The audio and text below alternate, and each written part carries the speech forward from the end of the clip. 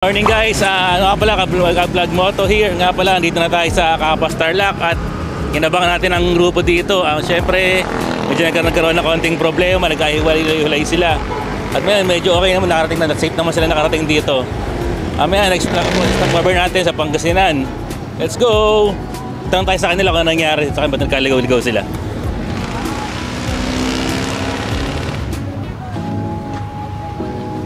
Ano sabihin? Ano nangyari?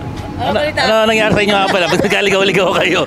Kasi yung parang team A, sa kabila pala dumaan, dito kami sa ano ngayon eh. Ang angelis pa kami, pagdating doon sa Magalang, gumanon. Nag-antay kami doon. So nagulat ako sa kanila, andito na. Yun, yung naantay, sila pa yung naantay bandang huli. Yo, take off na tayo.